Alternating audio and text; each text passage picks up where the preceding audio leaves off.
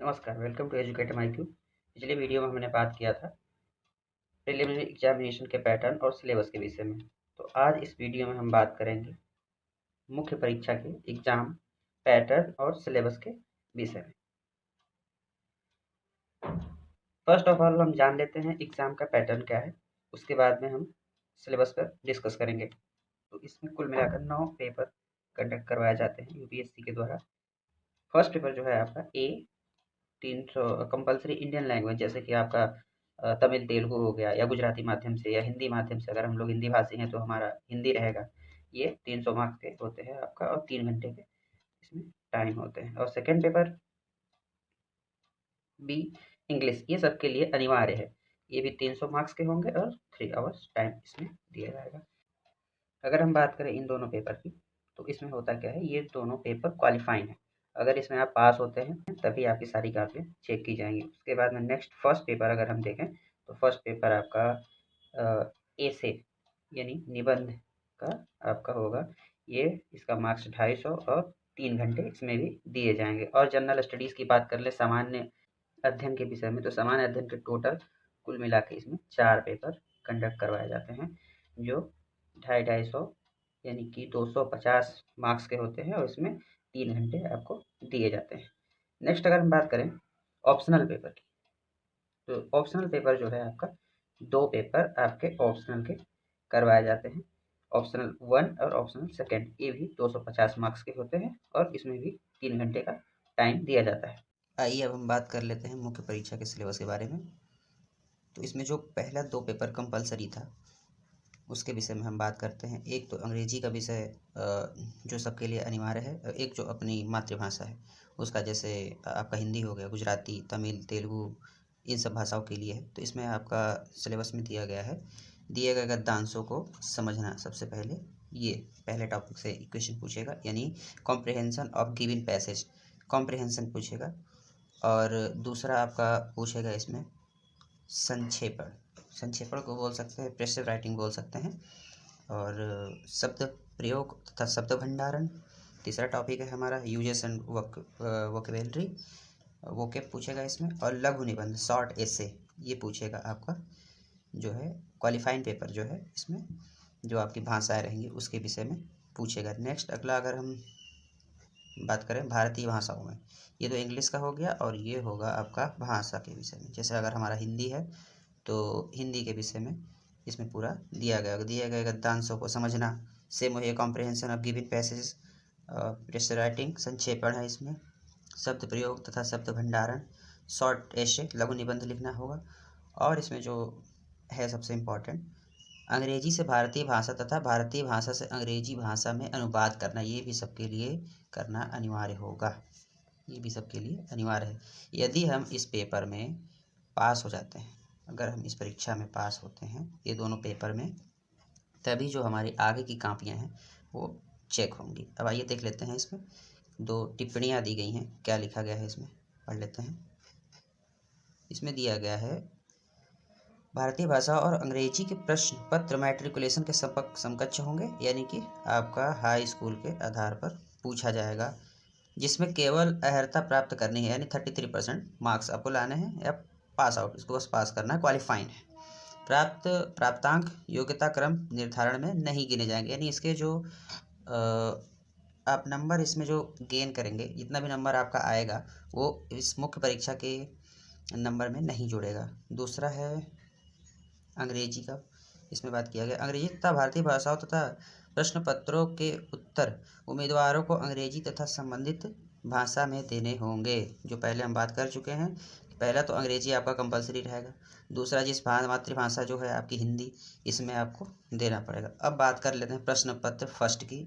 ये जो है इसका अंक आपके परीक्षा में जुड़ता है, जिसे बोलते हैं निबंध यानी एसे।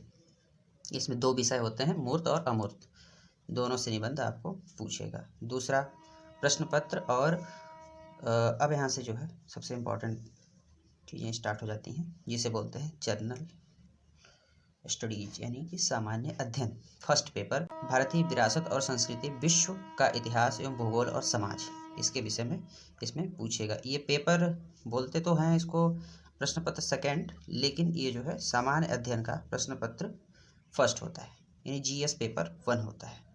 अब बात कर लेते हैं इसके विषय में, देखते हैं इसमें क्या क्या पूछा जाएगा। सबसे पहला टॉपिक है इसमें, भारतीय संस्कृति में प्राचीन काल से आधुनिक काल तक के कला के रूप साहित्य और वास्तुकला के मुख्य पहलू शामिल होंगे। इसमें क्या होगा, कला का जो रूप है प्राचीन काल से आज तक जो कला जैसी कलाएं हैं उसके जो रूप हैं उसके विषय में पूछा जाएगा। सेकंड अगर हम बात करें तो इसमें दिया गया है 18वीं सदी के लगभग मध्य से लेकर वर्तमान तक आधुनिक भारतीय इतिहास और महत्वपूर्ण घटनाएं इसमें पूछे जाएंगे। स्वतंत्रता संग्राम के विभिन्न चरणों के विषय में पूछा जाएगा और देश के विभिन्न भागों में इसमें अपना योगदान देने वाले महत्वपूर्ण व्यक्ति और उनका योगदान पूछा जाएगा। कौन कौन व्यक्तियों ने योगदान दिया, किस स्टेट का क्या योगदान था, ये सब सारी चीज़ें इसमें पूछी जाएंगी। चौथा टॉपिक है आपका, स्वतंत्रता के पश्चात देश के अंदर एकीकरण और पुनर्गठन।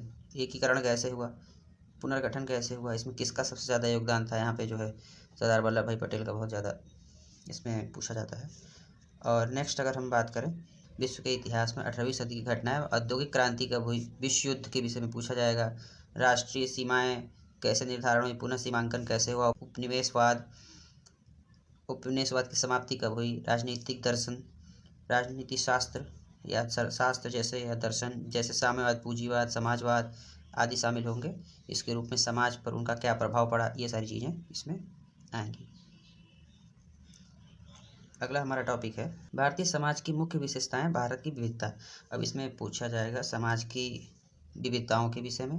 नेक्स्ट पूछेगा महिलाओं की भूमिका और महिलाओं के संगठन कौन कौन से हैं, महिलाओं की भूमिका क्या रही है, जनसंख्या एवं उसके संबंधित मुद्दे क्या हैं, गरीबी और विकासात्मक विषय, शहरीकरण तथा समस्या और उसके लक्ष्योपाय के लिए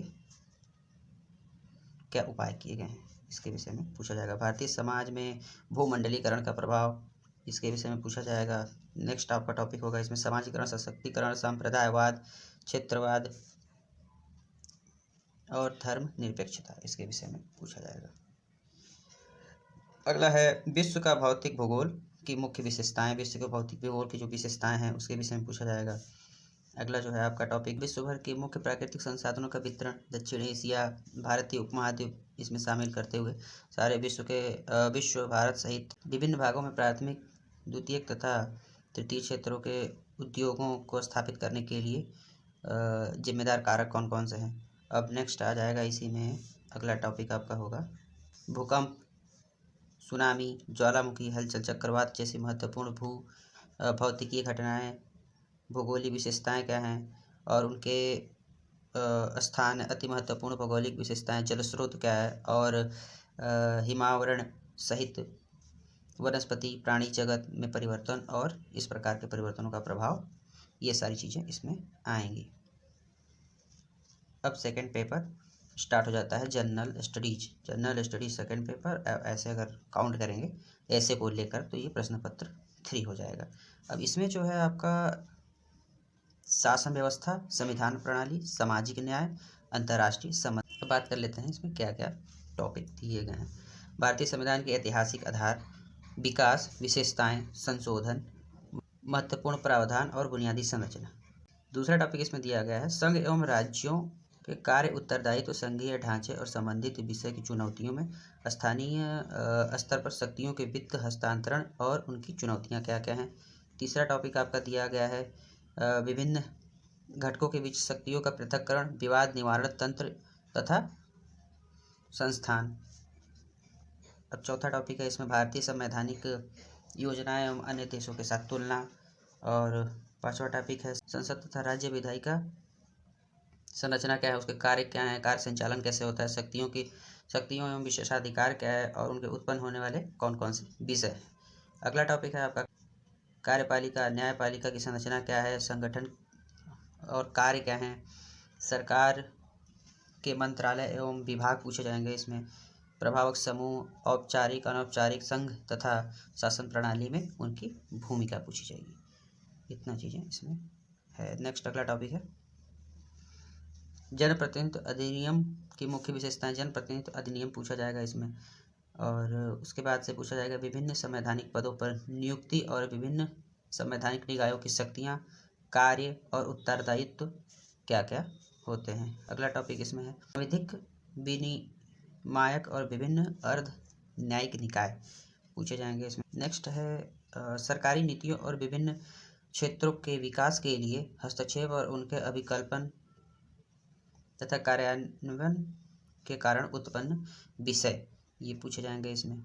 और नेक्स्ट टॉपिक आपका पूछा जाएगा विकास प्रक्रिया, विकास उद्योग, गैर सरकारी संगठनों एवं सहायता समूहों, स्वयं सहायता समूह जो चलते हैं गाँवों में, विभिन्न समूहों और संघों, दानकर्ताओं, लोकोपकारी संस्थाओं, संस्थान एवं अन्य पक्षों की भूमिका क्या क्या है, वो पूछी जाएंगी। नेक्स्ट इसमें पूछा जाएगा आपका केंद्र और राज्यों द्वारा जनसंख्या के प्रति संवेदनशील वर्गों के लिए कल्याणकारी योजनाएं कौन कौन सी बनी हुई हैं और इनमें योजनाओं में कार्य निष्पादन कैसा हो रहा है। इन अति संवेदनशील वर्गों की रक्षा एवं बेहतरी के लिए गठित पत्र, विधि, संस्थान और निकाय कौन कौन से इसमें हैं। अगला टॉपिक है इसमें स्वास्थ्य, शिक्षा, मानव संसाधनों से संबंधित सामाजिक क्षेत्र सेवाओं एवं विकास और प्रबंधन से संबंधित विषय रखे गए हैं। इसमें अगला टॉपिक है गरीबी, भूख से संबंधित विषय। अगला टॉपिक इसमें पूछा जाएगा शासन व्यवस्था, पारदर्शिता क्या है, जवाबदेही, महत्वपूर्ण पक्ष, ई गवर्नेंस के विषय में पूछा जाएगा।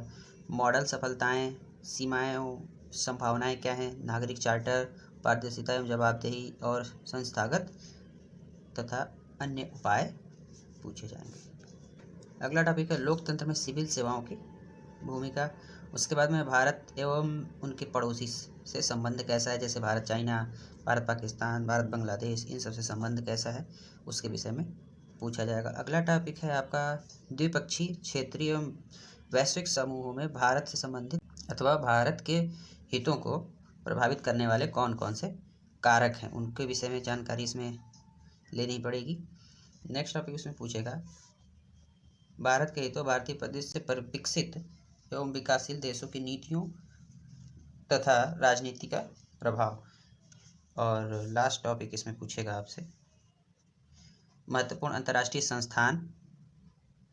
संस्थाएं कौन कौन से हैं, कौन कौन से मंच हैं, उनका संरचना और अधिवेशन पूछेगा। अब बात कर लेते हैं प्रश्न पत्र 4 की और सामान्य अध्ययन प्रश्न पत्र 3 की।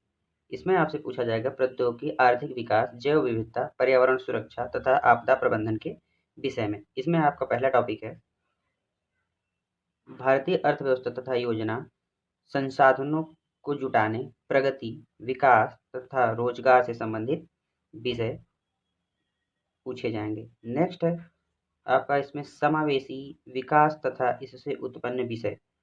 अगला है सरकारी बजट, बजट के विषय में सारी चीजें इसमें पूछी जाएंगी। अगला टॉपिक आपसे पूछा जाएगा मुख्य फसलें, देश में विभिन्न भागों में फसलों का पैटर्न क्या है, सिंचाई के विभिन्न प्रकार एवं सिंचाई प्रणाली क्या क्या है, सिंचाई प्रणाली कृषि उत्पादन का भंडार क्या, परिवहन, विपणन, संबंधित विषय और बाधाएं, किसानों की सहायता के लिए ई प्रौद्योगिकी, ये सारी चीजें पूछी जाएंगी। अगला टॉपिक में आपसे पूछा जाएगा प्रत्यक्ष और अप्रत्यक्ष कृषि सहायता तथा न्यूनतम समर्थन मूल्य से संबंधित विषय, जन वितरण प्रणाली, उद्देश्य, कार्य, सीमाएं, सुधार, बफर स्टॉक, खाद्य सुरक्षा संबंधी तथा सभी प्रौद्योगिकी मिशन, पशुपालन तथा अर्थशास्त्र के विषय में पूछा जाएगा। अगला टॉपिक में आपसे पूछा जाएगा भारत में खाद्य प्रसंस्करण एवं संबंधित उद्योग, कार्यक्षेत्र एवं महत्व, स्थान, ऊपरी और नीचे की अपेक्षा आपूर्ति श्रृंखला प्रबंधन के विषय में उसमें पूछा जाएगा। भारत में भूमि सुधार, इसके विषय में पूछा जाएगा, भारत में भूमि सुधार हुआ। अब आगे देख लेते हैं इसमें उदारीकरण का अर्थव्यवस्था पर प्रभाव, औद्योगिक नीति में परिवर्तन तथा औद्योगिक विकास पर इसका प्रभाव, बुनियादी ढांचा, इसमें पूछा जाएगा आपका ऊर्जा, बंदरगाह, सड़क, विमानपत्तन, रेलवे आदि। अगला टॉपिक आपसे पूछा जाएगा निवेश मॉडल। अगला है विज्ञान एवं प्रौद्योगिकी, विकास एवं अनुप्रयोग और रोजमर्रा के जीवन में इसका प्रभाव। अगला है विज्ञान एवं प्रौद्योगिकी में भारतीयों की उपलब्धियां क्या क्या हैं, देशज रूप में प्रौद्योगिकी का विकास क्या क्या हुआ है और नए प्रौद्योगिकी का कितना विकास हुआ है। सूचना प्रौद्योगिकी, अंतरिक्ष, computer, robotics, nano technology, biotechnology और बौद्धिक संपदा अधिकार से संबंधित विषयों के विषय में जागरूकता, ये सारी चीजें इसमें रहेंगी। अगला जो है आपका इसमें पूछा जाएगा संरक्षण, पर्यावरण प्रदूषण और क्षरण, पर्यावरण प्रभाव का आकलन, अगला है आपदा एवं आपदा प्रबंधन। नेक्स्ट है विकास और फैलते उग्रवाद के बीच में संबंध क्या क्या है। आंतरिक सुरक्षा के लिए चुनौतियां उत्पन्न करने वाले शासन विरोधी तत्वों की भूमिका क्या क्या है, इसके विषय में पूछा जाएगा।